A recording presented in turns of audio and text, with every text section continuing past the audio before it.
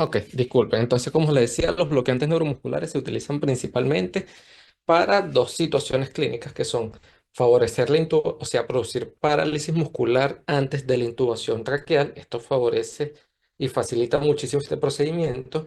Y segundo, para acoplar a los pacientes que están sometidos a ventilación mecánica o a los pacientes que son sometidos a un procedimiento quirúrgico.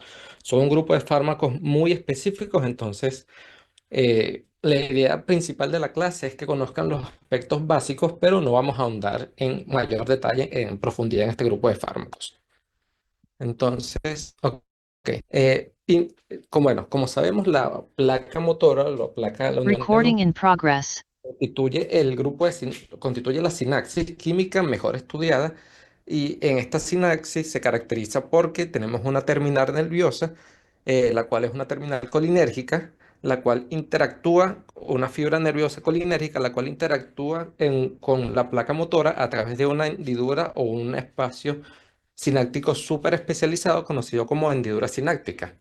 Durante este procedimiento, vemos el nervio que forma parte de la unión neuromuscular, posterior a un proceso de despolarización, hay un cambio en lo que sería la carga eléctrica de este nervio. Este proceso de despolarización está mediado principalmente por el calcio a nivel de la célula nerviosa y eso favorece la liberación del contenido de este nervio, que son vesículas de acetilcolina, la liberan su contenido hacia la hendidura sináptica y en esta hendidura sináptica tenemos un grupo de moléculas que son los receptores colinérgicos, los receptores nicotínicos de acetilcolina, los cuales, a diferencia de los receptores muscarínicos, que eran receptores de tipo metabotrópicos, estos son receptores de tipo ionotrópico, es decir, son un conjunto de macromoléculas que se ensamblan formando un canal que es selectivo a un ion.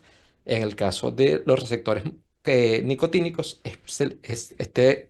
este conducto, este poro, es sensible a el ion sodio y la entrada de sodio entonces produce posteriormente la despolarización de la placa motora como tal, y esa despolarización se expande a través de toda la placa motora, produciendo cambios posteriormente también en la entrada de calcio, y con esto se produce la activación de los complejos de actina miocina y, bueno, una serie de cambios bioquímicos que ya sabemos que conllevan a lo que sería la contracción muscular. Entonces, aquí en esta imagen, ya, como quito esto de acá. Ok. Acá en esta imagen vemos entonces lo que sería a modo macroscópico el contenido de esa terminal nerviosa colinérgica y vemos como una característica importante es que los microtúbulos y las mitocondrias se encuentran hacia la parte distal de la sinapsis y en la parte que se encuentra más próxima a la placa motora se encuentra lo que sería entonces el área de las vesículas que contienen el transmisor, que como les acabo de comentar es la acetilcolina en este caso. Entonces, en esta imagen que está aquí, que es una ampliación de una vesícula sináptica, se muestra lo que sería entonces el contenido de dicha vesícula y vemos que no es solamente acetilcolina lo que contiene la vesícula sináptica, sino hay una serie de proteínas. Entre ellas tenemos la sinactoficina, que son un conjunto de proteínas que engloban o serían como una capa interna que entra dentro de la vesícula sináptica y es la que engloba las moléculas del neurotransmisor. Tenemos la sinactobrevina, que es una molécula que va a interactuar con la sintaxina, que es esta proteína que está acá, que se encuentra a nivel de la membrana propiamente dicho, y es lo que va a favorecer el acercamiento de la vesícula hacia la membrana para producir la fusión y posteriormente la exocitosis. Y vemos esta proteína que está aquí, que es la sinactotamina, que es el sensor de calcio, que es el que determina el ingreso o la modificación en las concentraciones intracelulares de calcio en la neurona que forma la unidad de la placa neuromuscular.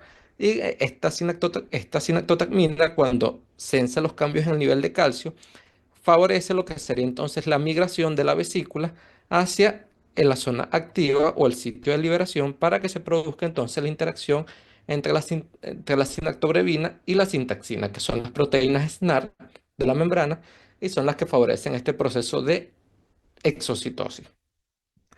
Entonces, vemos una vez que se liberan las moléculas de acetilcolina, estas van a interactuar con el receptor nicotínico de acetilcolina que se encuentra en lo que sería la placa neuromuscular y esto va a llevar a la activación, como se ve acá, vemos como estas moléculas negras que están aquí son receptores de acetilcolina y cuando, cuando se activan estos receptores, se despolariza la placa y aquí ocurre un aspecto importante. La despolarización de la placa produce también la activación de un conjunto de canales de sodio que se encuentran adyacentes al receptor de acetilcolina y esta despolarización de con la activación de los canales de sodio adyacentes es lo que permite que él se propague alrededor de toda la fibra muscular y se produzca el proceso entonces de contracción muscular. El sitio fundamental de acción entonces de acetilcolina a nivel de la placa neuromuscular y que también va a ser el sitio de modulación farmacológica de los bloqueantes neuromusculares es el receptor nicotínico de acetilcolina. Como les comentaba, este tipo de receptor es un receptor ionotrópico, es decir, un receptor transmembrana, el cual permite el paso de iones una vez que se activa o disminuye el paso de iones una vez que se bloquea, y lo vamos a conseguir en diferentes isoformas. Como vemos acá, este tipo, el receptor nicotínico es un receptor pentamérico, es decir, que está formado por 5 subunidades. eh, el receptor que se encuentra en la sinapsis madura, como tal, es un receptor formado por dos subunidades alfa, una subunidad beta, una subunidad delta y una subunidad épsilon.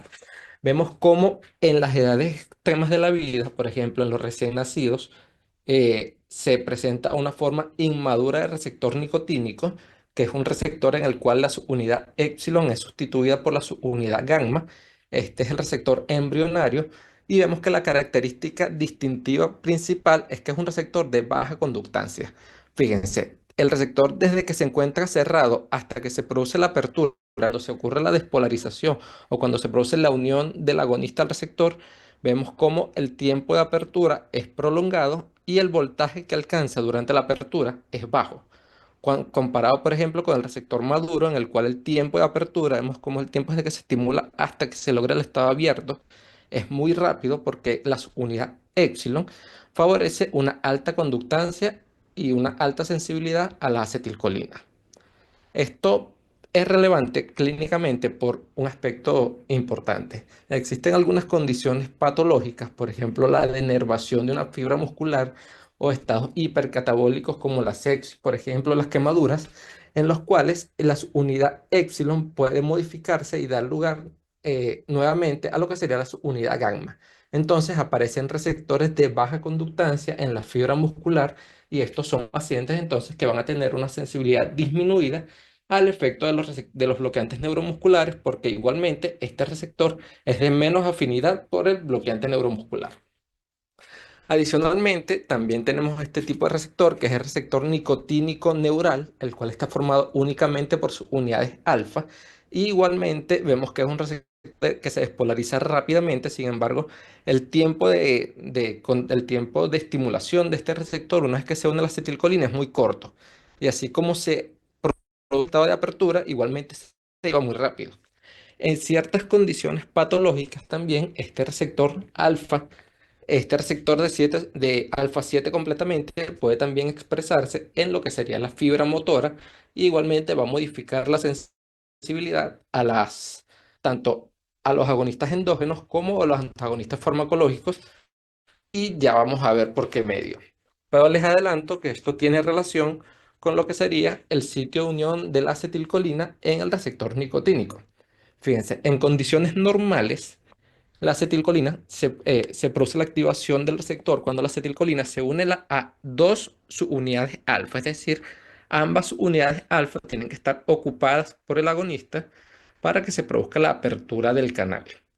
Eh, por consiguiente, si yo con un bloqueante al yo administrar un bloqueante neuromuscular, con solo bloquear una sola de las unidades, ya se produce el bloqueo neuromuscular porque no puedo ocupar ambos sitios de unión en el receptor o en el conducto. En cambio, en este receptor que tiene 5 unidades alfa, vemos que todas ellas son susceptibles a la unión del agonista endógeno, que es la acetilcolina, y también del antagonista. Pero evidentemente, aunque yo bloquee una subunidad, dos subunidades o tres subunidades con antagonistas, en este caso con bloqueantes neuromuscular, igual todavía puede producirse contracción muscular porque tengo sitio de unión suficiente para unir moléculas de acetilcolina. Esta es la razón por la cual este receptor neural, cuando se expresa en condiciones patológicas, son pacientes que van a tener mayor resistencia al bloqueo neuromuscular farmacológico. Entonces, aquí vemos lo que es el desarrollo embrionario de los diferentes tipos de receptores de acetilcolina, cómo se van evolucionando, por ejemplo, desde la vida fetal, en las cuales estos mioblastos se encuentran inicialmente separados y se van uniendo para dar lugar posteriormente a la formación de túbulos y microtúbulos y fibras musculares. Y vemos cómo en este momento de la vida, los predominantes en el músculo son en receptores con sus unidades alfa, es decir, sus unidades alfa 7 que son los neurales en el músculo, y con sus unidades gamma, que son receptores de baja afinidad. Por lo tanto, esta condición hace que en la vida fetal el feto no sea susceptible a la acción de los bloqueantes neuromusculares. Esto es importante, por ejemplo, en el caso de los pacientes, las pacientes gestantes que tienen una patología fetal y los fetos son sometidos a procedimientos de cirugía. Vemos cómo a medida que avanza el desarrollo y se produce la interacción o se produce la inervación de la fibra motora, aparece ya entonces lo que sería el nervio en la unión neuromuscular y empiezan a aparecer receptores con su unidad épsilon, que es el receptor maduro. Tenemos receptores gamma, que son inmaduros, y tenemos receptores con sus unidades alfa 7, que son neurales, pero también están predominando a nivel o se encuentran todavía a nivel muscular. Y vemos una vez que madura la placa motora, el receptor predominante a nivel de la sinapsis, entonces va a ser el receptor alfa 1 2, o sea que tiene dos unidades alfa 1 más una unidad beta, más delta y la subunidad epsilon, que es el que lo diferencia de de la forma inmadura. Es decir, este es el estado maduro de la placa neuromuscular con el receptor epsilon nicotínico.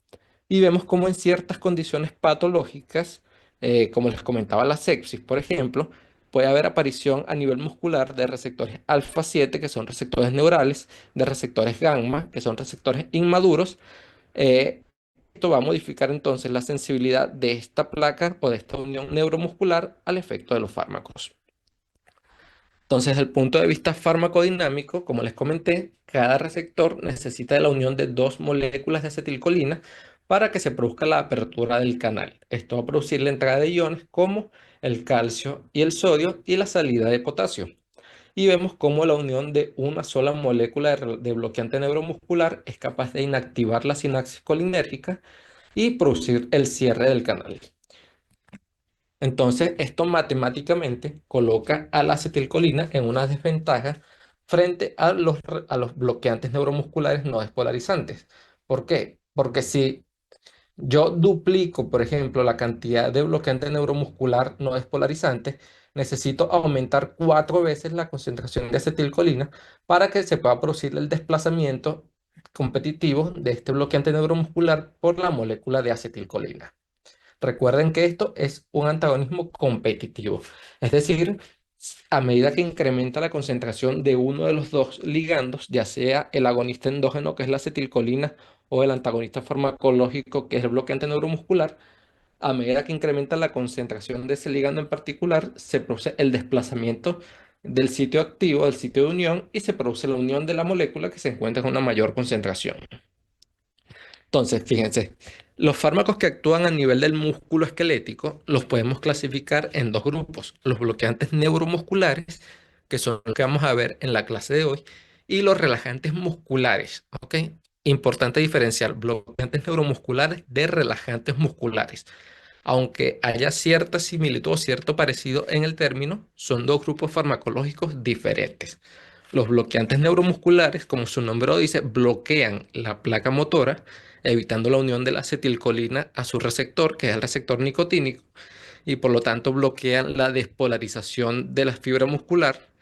Y en el caso de los espasmolíticos o los relajantes del músculo o los relajantes musculares, estos actúan principalmente por efectos, ya sea a nivel de la médula espinal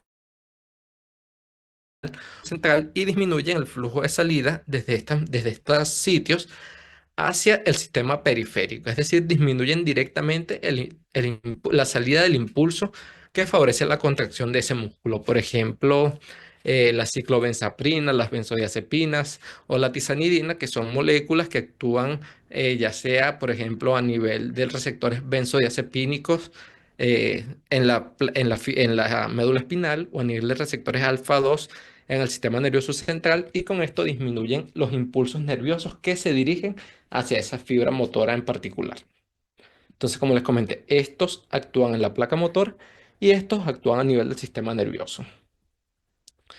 Entonces, los relajantes o los bloqueantes neuromuscular los vamos a clasificar en varios grupos en función de su estructura química y de su capacidad o de la forma con la cual interactúan con la placa motora. Tenemos entonces bloqueantes neuromusculares despolarizantes como la succinilcolina y el decametonio, los cuales tienen un mecanismo de acción diferente de todo lo que acabamos de hablar.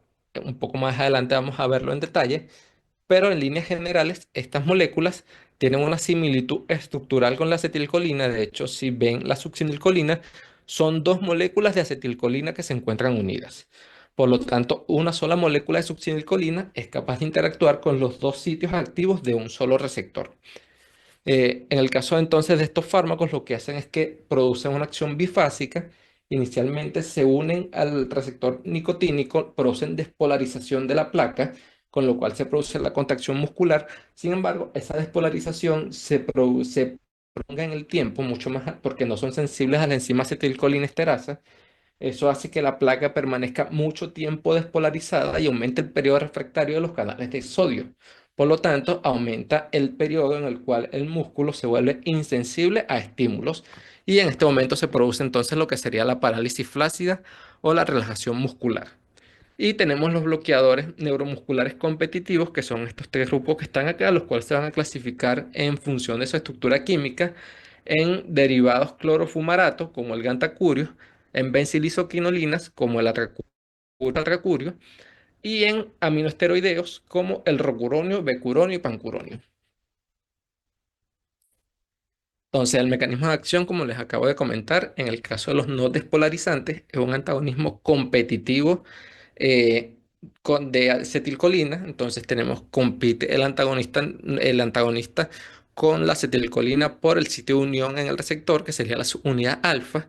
Y por lo tanto, cuando un bloqueante bloquea el receptor, valga la redundancia, se necesita duplicar la concentración de acetilcolina para poder desplazar ese bloqueante de ese sitio activo. Y los despolarizantes que producen una estimulación excesiva del receptor nicotínico. Entonces, acá lo vemos en forma gráfica. Vemos la placa motora. Entonces, esto sería ya la parte motora de la placa de la unión neuromuscular.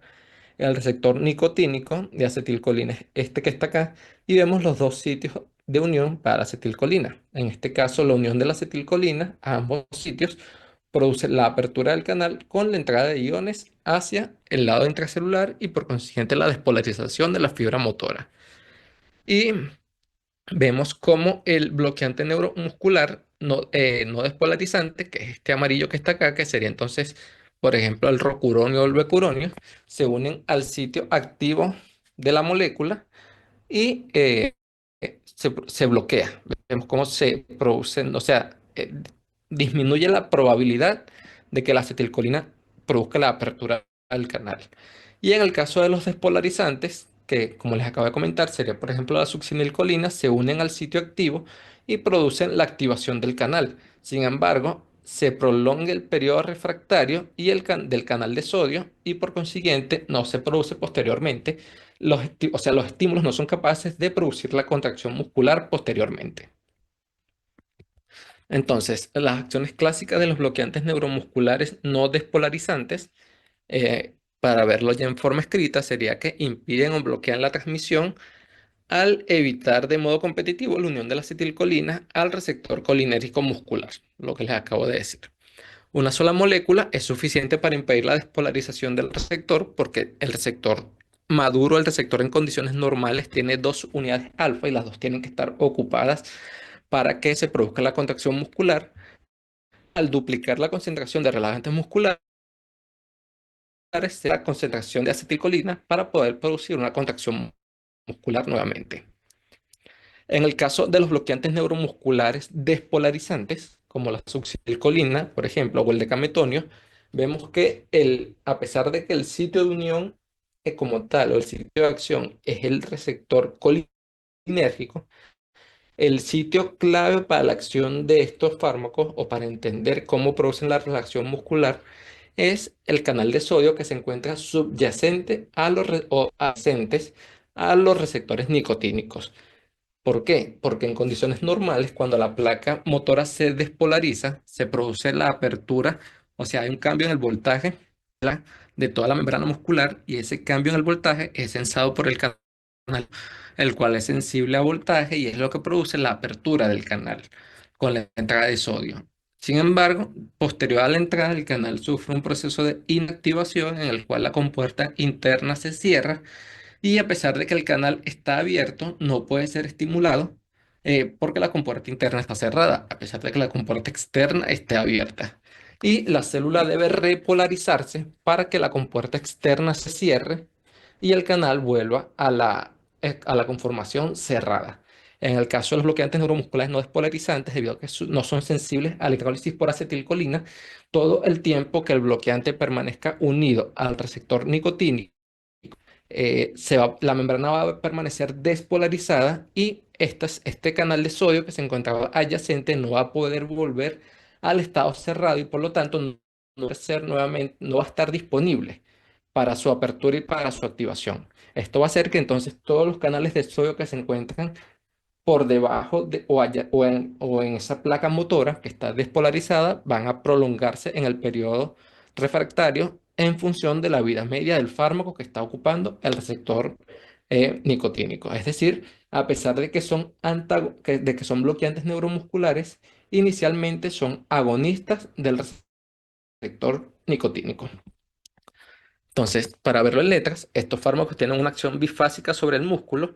Como les comenté, inicialmente un periodo de activación, un periodo de contracción, seguido como tal de la prolongación del periodo refractario y el bloqueo neuromuscular. Se debe principalmente su mecanismo a la inactivación de canales de sodio perisinápticos. Entonces, como les comentaba, dado que una descarga de acetilcolina no puede sobrepasar los canales de sodio, la transmisión neuromuscular está bloqueada. Es decir, aunque el cuerpo libere de manera endógena acetilcolina, no puede estimular la membrana porque ya están ocupados por los agonistas farmacológicos. Los canales están en periodo refractario. Entonces, vemos cómo la potencia de estos fármacos es variable. Vemos entonces esta potencia la expresamos en dosis efectiva 50. Cuando hablamos de dosis efectiva 50, en el caso de un bloqueante neuromuscular, es la dosis necesaria para disminuir la contracción muscular en el 50% de los pacientes, o la dosis que facilita la intubación traqueal en el 50% de los pacientes, que es realmente la forma de definir la potencia de estos fármacos, la dosis efectiva 50. Vemos cómo es variable en función del tipo de fármaco y en función de su vida media los vamos a clasificar en bloqueantes neuromusculares de acción prolongada como el pancuronio y el curare. El curare ya no está en uso. El curare era un antagonista no competitivo, es decir, que era capaz de bloquear indefinidamente la placa neuromuscular y fue el primer bloqueante neuromuscular y el primer antagonista que se descubrió en lo que sería la línea de tiempo de la farmacología. Los de acción intermedia tenemos el rocuronio, el becuronio, atracurio y cisatracurio. El rocuronio es el bloqueante neuromuscular más utilizado a nivel mundial hoy en día, actualmente. Y de acción corta como el mibacurio y ultracorta como el gantacurio y la succinilcolina que nos aparece acá. Entonces, en lo que respecta a la farmacocinética de este grupo, no se absorben por vía oral, todos se administran únicamente por vía parenteral, preferiblemente por vía endovenosa. Tienen un volumen de distribución entre 80 y 140 mililitros por kilo. Son fármacos que en su mayoría se limitan a lo que sería el agua extracelular. Tienen baja unión a proteínas plasmáticas y a proteínas tisulares. En el caso de los esteroideos, son metabolizados a nivel hepático. Mientras que, por ejemplo, algunos otros fármacos como el gantacurio o la succinilcolina tienen eliminación principalmente plasmática. Es decir, que no dependen ni de la función hepática ni de la función renal. Algunos pueden ser eliminados por vía renal o por vía biliar. Entonces, acá vemos entonces lo que sería el inicio y finalización del bloqueo uno de los bloqueantes neuromusculares en minutos y la vía de eliminación. Entonces, por ejemplo, en el caso de la succinilcolina, el bloqueo inicia entre los 0,8 y 1 minuto después de la administración y vemos que es un bloqueo de corta duración, entre 6 y 11 minutos, igual que en el gantacurio, que son los de acción ultracorta y ambos son metabolizados a nivel plasmático principalmente, ya sea por esterasas plasmáticas en el caso del gantacurio o por la colinesterasa en el caso de la succinilcolina. Los de acción intermedia, vemos como el inicio de acción varía entre medio minuto y 2 minutos en el caso del rocuronio, hasta 3 minutos en el caso del atracurio, 8 minutos en el caso del cisatracurio. Y tienen una duración de efecto que en promedio no suele sobrepasar la hora, excepto en el rocuronio y el cisatracurio cuando se dan a dosis elevadas. Y los de larga duración vemos cómo son bloqueos más prolongados. Estamos hablando alrededor de 1 hora a 2 horas de bloqueo neuromuscular que son producidos principalmente por el pancuronio, la metacurina, entre otros. Estos fármacos ya actualmente no tienen mayor utilidad, no son fármacos de elección, por decirlo de alguna manera, porque a nadie le interesa tener un paciente con un bloqueo neuromuscular durante 100 minutos, por ejemplo. Más bien te interesa que el bloqueo se recupere rápido porque tu objetivo fundamental es lograr la intubación en ese paciente y por esto estos son los fármacos más utilizados. Estos no se utilizan tanto en vista de sus reacciones adversas que ya vamos a ver. Entonces, en lo que respecta a las reacciones adversas, en el caso de los no despolarizantes, algunos fármacos como por ejemplo el atracurio o el cisatracurio producen liberación de histamina, lo cual ha llevado a que disminuya su utilidad o su uso como bloqueantes neuromusculares. Todos pueden producir obviamente parálisis muscular, que es una reacción adversa cuando esta parálisis es residual, es después, es decir, una vez que tú procuras o reviertes el efecto del bloqueante neuromuscular, puede producirse todavía una parálisis muscular residual no esperada. Evidentemente es una reacción adversa bastante severa porque si se bloquea el diafragma, se produce la disminución de la respiración, se bloquea la generación del impulso mecánico para ventilar. Y algunos pueden producir bloqueo ganglionar porque algunos ganglios autónomos también presentan receptores nicotínicos de acetilcolina.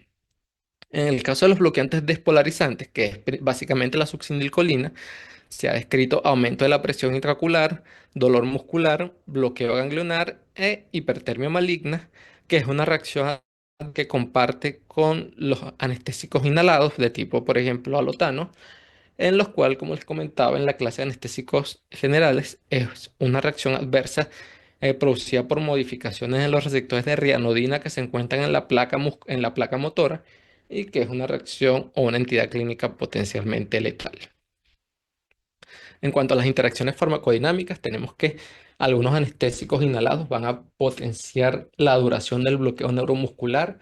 Algunos antibióticos, como por ejemplo la clindamicina o los aminoglicósidos, prolongan la duración del bloqueo neuromuscular. Esto lo hacen porque disminuyen la entrada de calcio hacia la terminal presináptica y por lo tanto, cuando disminuye la entrada de calcio en la terminal presináptica, va a disminuir la probabilidad de que la célula presináptica libere la acetilcolina en la hendidura sináptica y vamos a disminuir la disponibilidad de acetilcolina y al hablar de que es un bloqueo competitivo, disminuye la probabilidad de que la acetilcolina desplace al bloqueante neuromuscular de la unión del receptor nicotínico.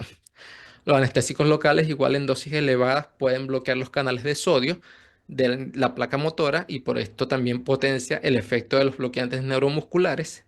Y los inorgánicos bivalentes también son de suma importancia. Por ejemplo, el magnesio es un catión que es capaz de bloquear los canales de calcio tipo P que se encuentran a nivel de la neurona presináptica en la unión neuromuscular. Y si los canales de calcio tipo P son los responsables de la entrada rápida de calcio cuando se despolariza el nervio y son los que esa entrada de calcio es indispensable para la liberación del neurotransmisor o la liberación de las vesículas que contienen acetilcolina. Entonces, esto clínicamente guarda relevancia, por ejemplo, en las pacientes obstétricas que tienen trastornos hipertensivos del embarazo tipo preeclampsia, las cuales se tratan con sulfato de magnesio. Y estas pacientes con preeclampsia usualmente pueden tener acción de los reflejos tendinosos, por ejemplo, hiperreflexia, y se evidencia cómo después de la administración del sulfato de magnesio disminuye esos reflejos porque disminuye la contracción muscular. Es decir, si hay un bloqueo, hay una interferencia en lo que sería la placa motora. E igualmente, estas pacientes con preeclampsia que reciben sulfato de magnesio son más susceptibles a la acción de los bloqueantes neuromusculares no despolarizantes en el caso tal de que ameriten, por ejemplo, una anestesia general de emergencia.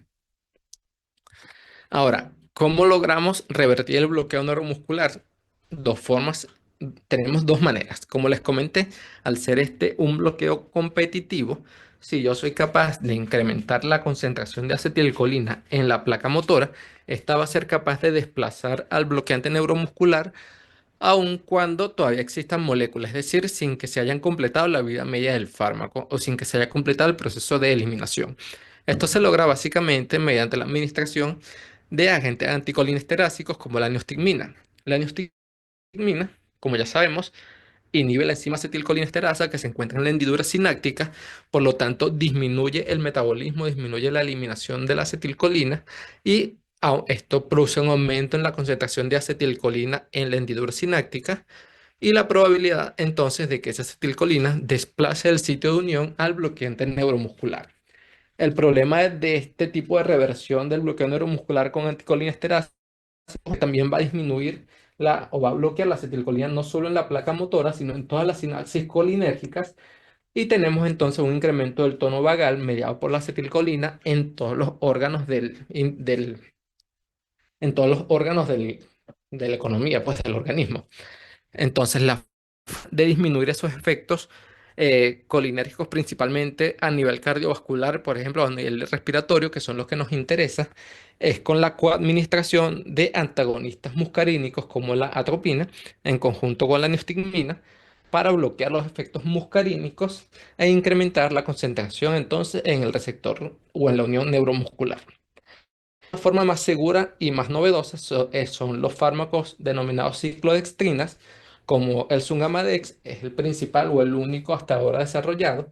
Este es capaz de interactuar con bloqueantes neuromusculares de tipo aminoesteroideos y su característica o su mecanismo de acción es que forma micelas o vesículas en las cuales encapsula al bloqueante neuromuscular y sí, lo separa de la placa neuromuscular y lo encapsula evitando que el fármaco vuelva a interactuar nuevamente con la placa neuromuscular y de esta forma se elimina completamente el bloqueo neuromuscular.